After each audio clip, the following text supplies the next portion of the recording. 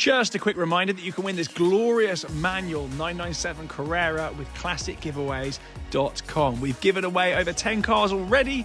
Will you be our next winner? Win it for a few quid at classicgiveaways.com. It will be a guaranteed live draw regardless of whether it sells out very soon on Instagram. See you then.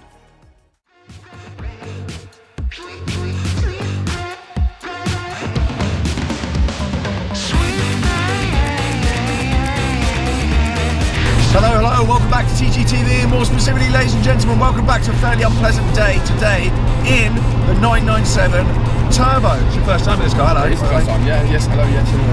Hello, perfect. So we are off to Porsche Centre Reading today in the 997 Turbo because today is service day.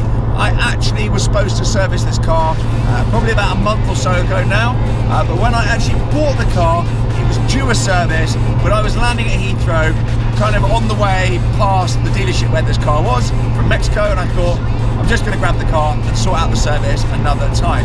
Me being me, didn't realise that service centres are actually backlogged, and it's been probably, I don't know, actually probably a couple of months now since I picked this car. I'm not too worried because the car has done about 600 miles since its last Porsche service, so we're okay on that front. It's a timing-based service, according to the dash. So we're off to Porsche Centre Reading now, but I'm going to take this video as an opportunity to go through what my plans are for this car, because there will be some modifications coming with the car and some work actually at the service centre that's going to be quite cool.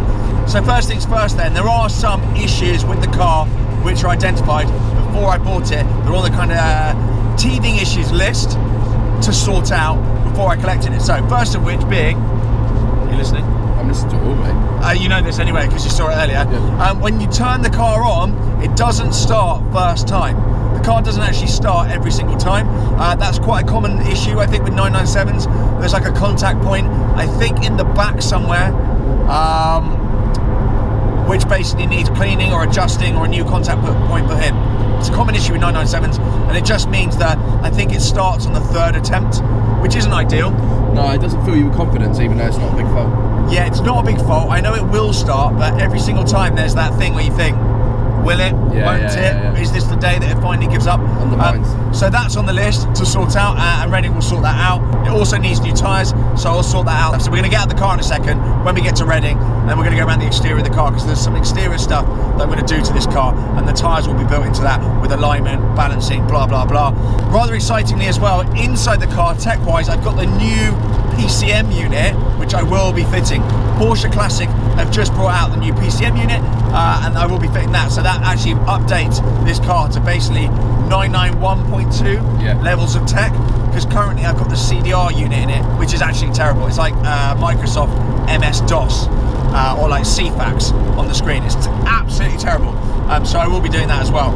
We do have also an issue with the Sport Chrono Clock. Sport Chrono Clock looks like it's dead. There's absolutely nothing going on with that there. So we're going to get that sorted as well. And then further modifications, which Reading will not do. I am aiming to do the exterior stuff, as I said, with the H&L motors, but I am also aiming to do the DSC Sport box for the dampers, which I'm doing on my 997 currently, and that video is coming soon.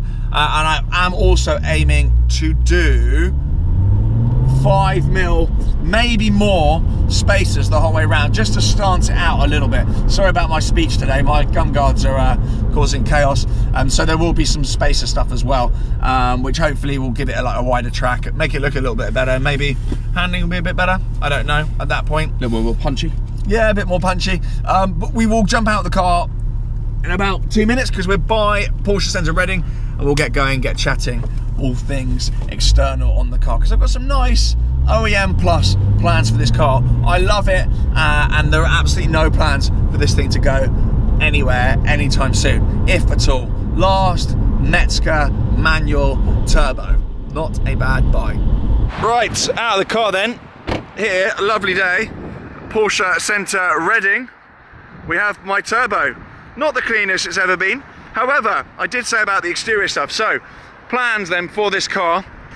Shockingly enough, I'm actually going to get the front number plate sorted. At the moment, it's just sticky padded onto the car. So I'm actually going to get the plinth put back on, weirdly.